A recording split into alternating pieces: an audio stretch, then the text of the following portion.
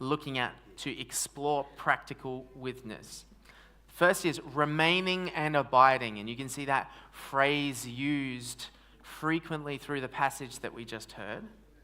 There's pruning or cleaning, which is one of the other things that's described through this passage, and bearing fruit and the joy that comes with it. And so we're going to be in John 15 and in John 14, mostly.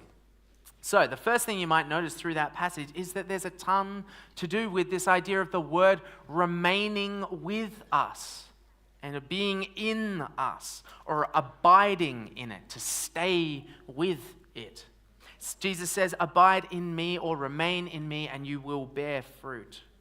And says that those who do not are like branches that die and wither and are burned.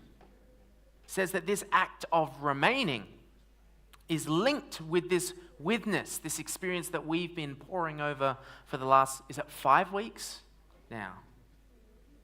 If you remain in me, I will remain in you.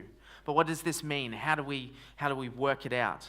And it's a good thing to remember that this passage where Jesus uses this rich image of the vine and the branches and the fruit and the vine dresser and everything that goes along with it is a part of a broader section. And we're going to look at that to see how what Jesus has said just prior to informs this image. Now, we're not going to spend a ton of time here, but it's important. The language is slightly different and it leads into this idea that we're looking at. So you can see in yellow there, all of the different ways that this idea of witness comes through in the scriptures. This idea of the Spirit of truth who is with you forever. Verse 16. Or he lives with you and will be in you. Verse 17. I will and come to you. In verse 18, you will see me.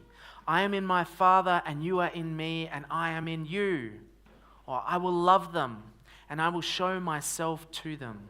My Father will love them and we will make our home with them. And all of these different things that we have here, and it gives us a really great way to approach this idea of being with God and this connection that we live into. And repeatedly, these things seem to hinge on this idea that's in the blue there. If you love me, which is expressed in the keeping of his commands. Now, some of this flies in the face of the common way that we understand grace. Then there's a part of us that might go, hang on, wait, just hold up a second. I don't